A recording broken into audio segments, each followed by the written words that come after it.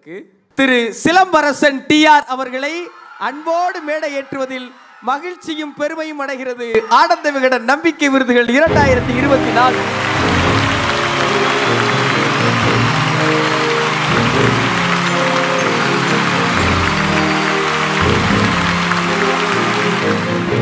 உங்களோடு சேர்ந்து இந்த விருதை வழங்குவதற்கு Chennai Amirta CEO of Chennai Amirta group of institutions aviation hotel management nursing திருமதி கவிதா நந்தகுமார் அவர்களை மேடை ஏற்றுவதில் மகிழ்ச்சி அடைகிறது ஆனந்த விகடனின் நம்பிக்கை விருதுகள் 2024. வின்னர் யாருன்னா, சினிமாவை பிடிச்சு நிறைய பேர் சினிமாவுக்கு வருவாங்க. ஆனா சினிமாவுக்கும் மக்களுக்கும் பிடிச்சா மட்டும்தான் அவங்க சினிமாவில இருப்பாங்க. அப்படி தன்னோட திறமையால சினிமாவில நிரந்தர இடம் பிடிச்சவர். சமீபத்துல பார்க்கிங், லப்பர் பந்து போன்ற படங்கள் மூலமா மக்களோட அன்பை பெற்று சினிமாவில் சாதித்து வரும் சாதனை இளைஞருக்கு இந்த விருதை வழங்க இருக்கிறோம். யார் அப்படிங்கறத ஏவில பாத்துடலாம்.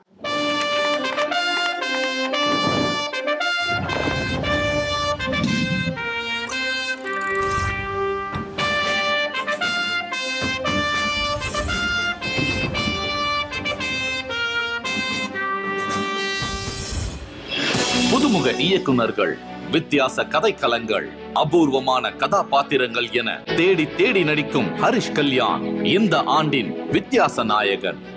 தானே முன்னிருக்க வேண்டும் என்று முனைப்பு காட்டாமல் பிற கலைஞர்களோடு சரிசமமாக பங்களித்து சினிமாவுக்கான நியாயம் செய்வதில் தெரிகிறது ஹரிஷ் கல்யாணின் பெருந்தன்மையும் புரிந்துணர்வும். சிட்டி சப்ஜெக்ட் என்ற ஹோம் கிரவுண்டில் பல விக்கெட்டுகளை வீழ்த்திவிட்டு வில்லேஜ் சப்ஜெக்டான லப்பர் பந்து படத்திலும் அன்புவாக ஸ்டெம்புகளை தெரிக்க விட்டது அழகு. பார்க்கிங் படத்தில் காரை எங்கே நிறுத்துவது என்பதுதான் கதை. ஆனால் அந்த படத்தில் இருந்து ஹரிஷின் கிராஃப் டாப் கியரில் பறந்து கொண்டிருக்கிறது. பியார் பிரேமா காதல், ஓ மனப்பெண்ணே என எல்லா ஏரியாக்களிலும் இஸ்பேட் ராஜாவாக அவர் வெளிப்படுத்தியது உணர்வுகளின் வானவில். எக்கச்சக்கமாக நடித்து குவிக்காமல் எப்பொழுதும் நல்ல நல்ல படைப்புகளை தேடி பிடித்து நடிக்கிற இந்த தமிழ் சினிமாவின் இனிய நம்பிக்கை நட்சத்திரத்துக்கு நம்பிக்கை இளைஞர் விருதளித்து கொண்டாடுகிறது ஆனந்த விகடன். நம்பிக்கை நாயகன் ஹரிஷ் கல்யாண் அவர்களை அன்போடு மேடைக்கு அழைக்கிறோம்.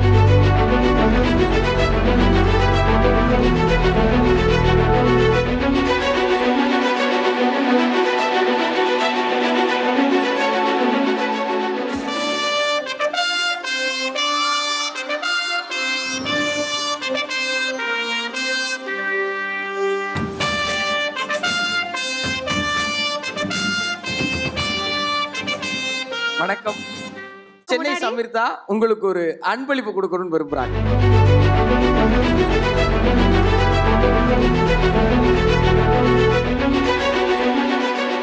ரொம்ப மகிழ்ச்சியா இருக்கு இந்த தருணம். நம்பிக்கை இளைஞருக்கான விருது நீங்கள் நம்புகிற ஒரு இளைஞர் கையில இருந்து கிடைச்சிருக்கு. எவ்வளவு மகிழ்ச்சியா இருக்கு. முதல்ல எல்லாருக்கும் வணக்கம். நம்பிக்கை தான் எல்லாத்துக்குமே ஒரு ஒரு பேசிக்கான ஒரு பிளாட்ஃபார்ம், எந்த ரிலேஷன்ஷிப்பாக இருந்தாலும். ஸோ அவங்க என் மேலே வச்சிருக்கிற இந்த நம்பிக்கை தான் என்னுடைய தன்னம்பிக்கைன்னு நினைக்கிறேன். அண்ட் அந்த தன்னம்பிக்கைக்கு அடையாளமான என்னுடைய அண்ணன், உங்கள் எல்லாருடைய அண்ணன் சிம்பு அண்ணா கையிலேருந்து வாங்கினதில் ரொம்ப ரொம்ப ரொம்ப சந்தோஷமாக இருக்குது. இதோட அழகான ஒரு மேடையும், இதோட ஒரு ஒரு சிறந்த விருதும், இப்படி ஒரு நிகழ்வும் இது வரைக்கும் என் லைஃப்பில் நடந்ததில்லைன்னு நினைக்கிறேன். ஸோ எல்லோரும் சொல்லுவாங்கள்ல, எல்லாத்தையுமே எதையுமே இங்கே எடுத்துகிட்டு போகாத, எல்லாத்தையுமே இங்கே எடுத்துகிட்டு போகக்கூடாதுன்னு. பட் இந்த நிகழ்வை இன்றைக்கி அண்ணா கையால் உங்கள் எல்லாரும் முன்னாடியும் பல சாதனையாளர்கள் முன்னாடி நின்று இன்றைக்கி வாங்கினதில் ரொம்ப சந்தோஷம். It will always be close to my heart. அவருக்கு தெரியும் எனக்கு அவரை எவ்வளோ பிடிக்கும் அப்படின்னு. அவருக்கு அவருடைய ஃபேன்ஸ் எவ்வளோ பிடிக்குன்னு எனக்கு தெரியும்.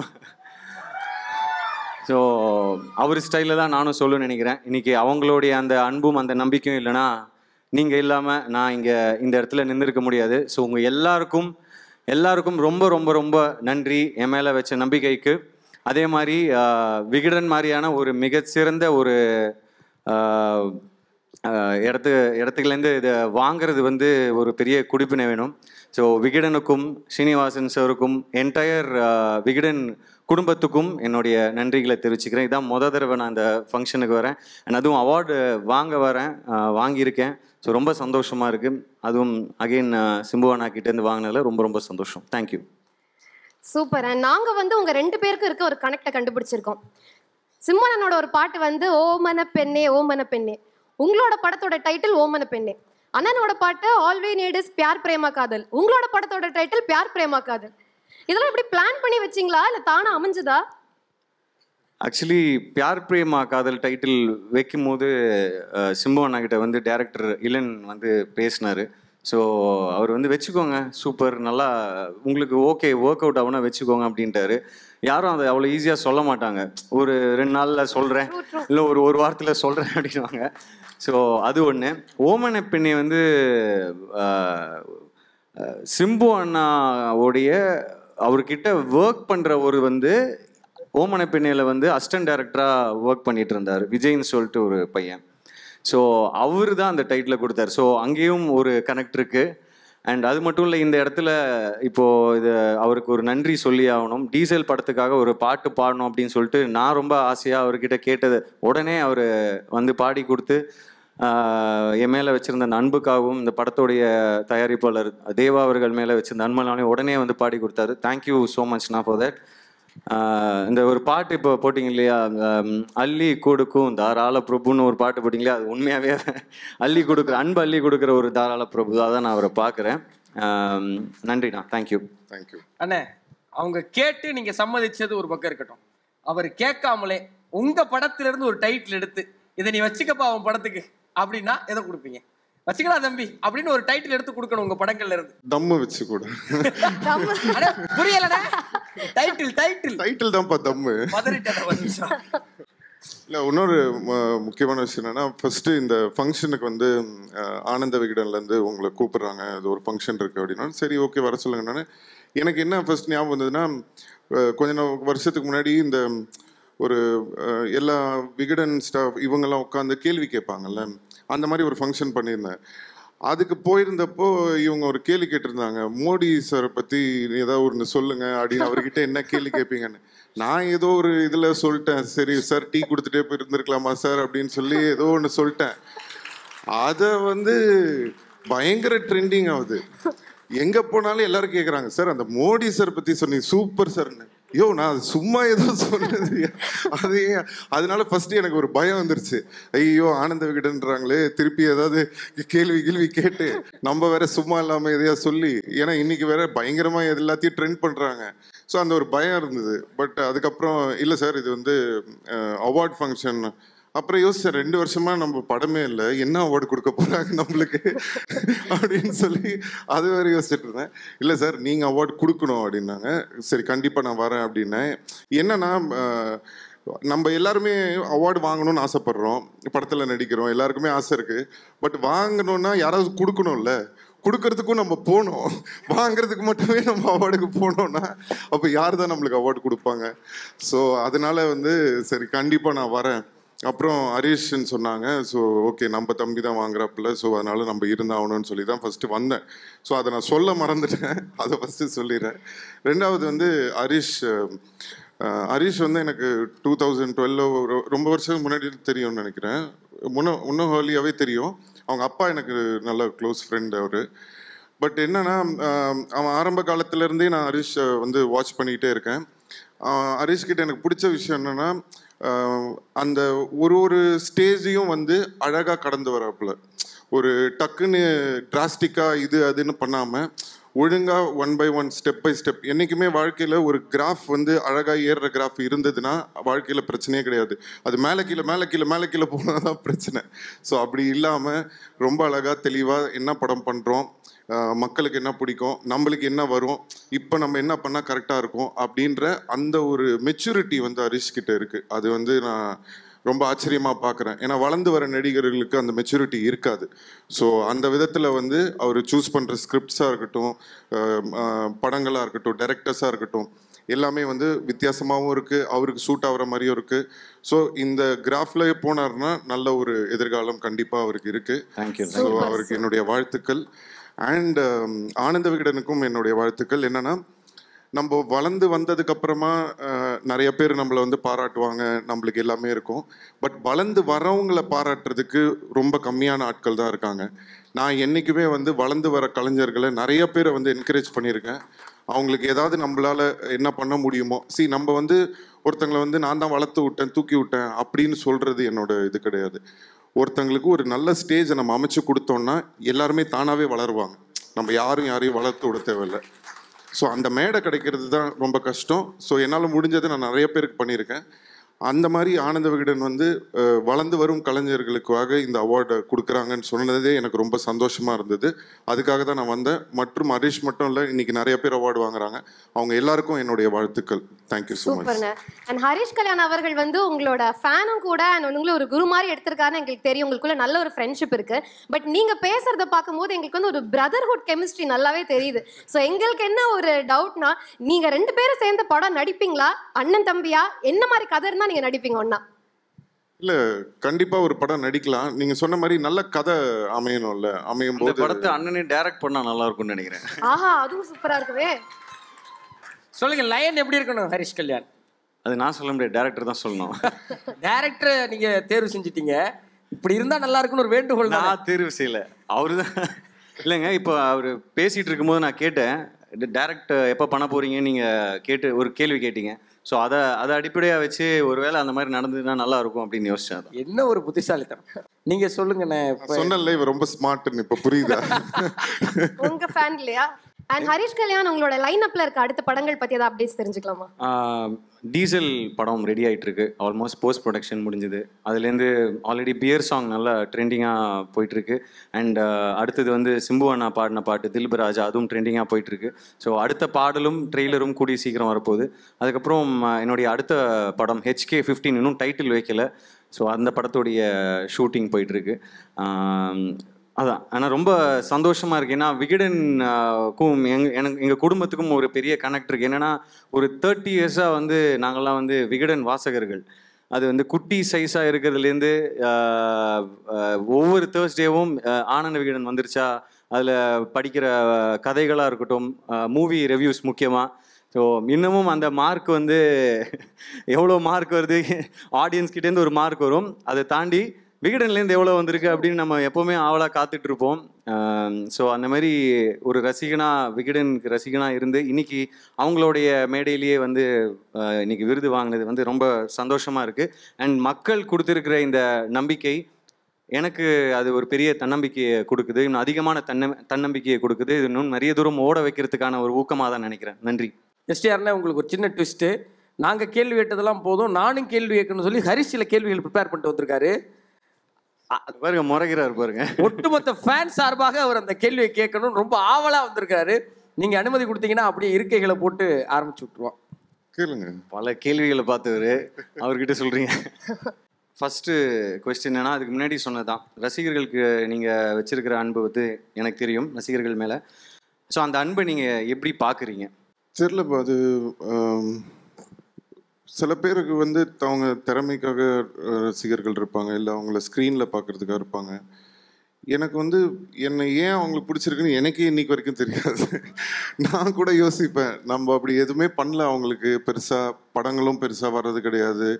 என்னை வந்து ரஜினி சார் கூட ஒரு வாட்டி கேட்டார், ஸோ நீங்கள் எந்த விதமான படம் பெருசாக வரல, இது வரல, ஆனாலும் உங்கள் மேலே வந்து உங்கள் ரசிகர்கள் வந்து அப்படி ஒரு அன்பு வச்சுருக்காங்க அப்படின்னும் போது ரஜினி சார் கேட்டதுக்கும் இதே தான் பதில் சொன்னேன்.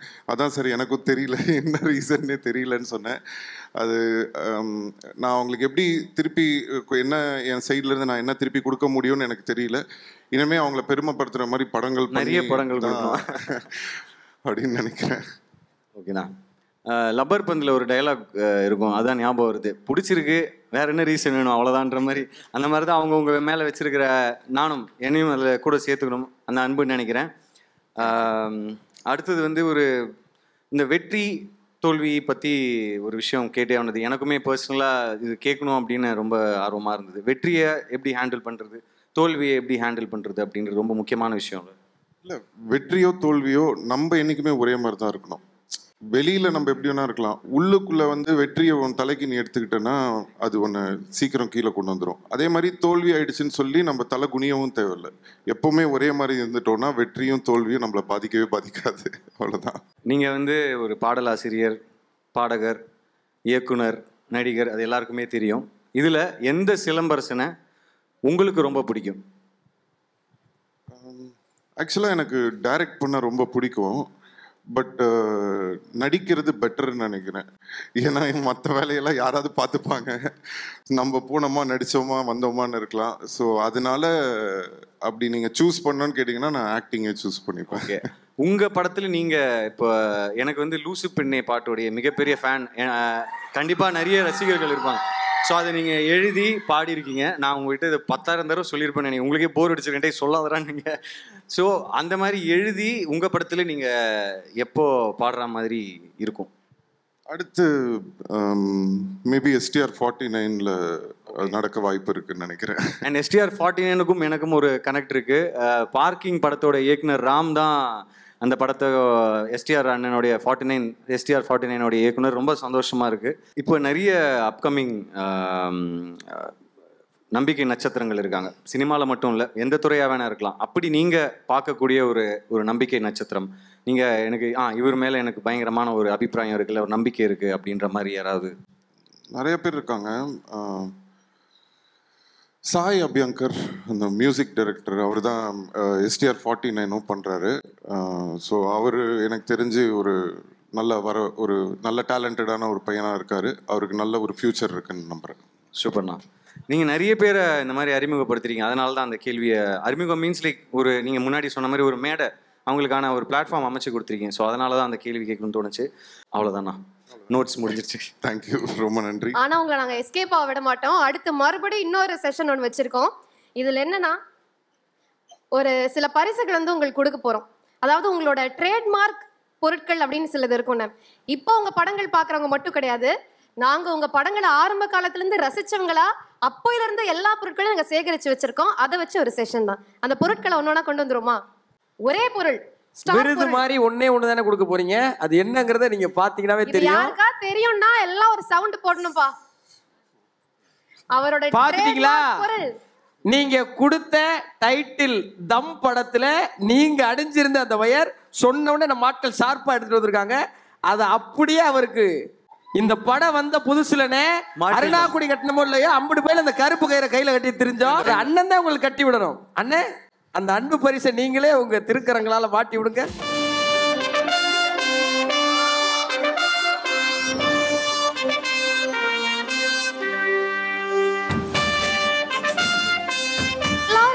தேடி தேடி தேடி அலைஞ்சாங்க. அதே மாதிரி எங்களுக்கும் வேணும்னு அந்த பீரியட் ஃபுல்லா எல்லாம் அதை மாட்டிட்டு இருந்தாங்க. இந்த ஐடியா எப்படி நான் வந்துச்சு? டிஃபரெண்டா ஒன்னு பண்ணனும்னே இந்த வயர் எப்படி கொண்டு வந்தீங்க? ஏதோ மோட்டரோ ஏதோ பைப்போ எதுலயோ இருந்த வயர் அந்த டைம்ல.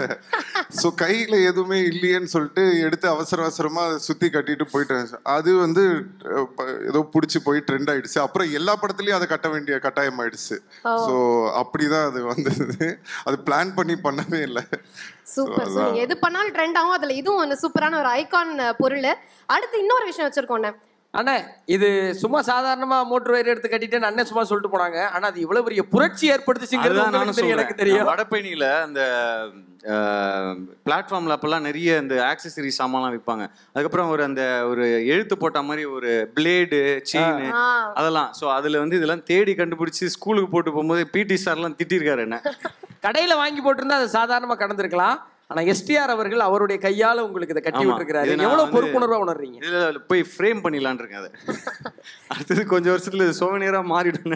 கீழே இதை மாட்டிட்டு அந்த சிக்னலை போடாம இருந்தா அப்புறம் மாட்டினதுக்கு என்ன மரியாதை?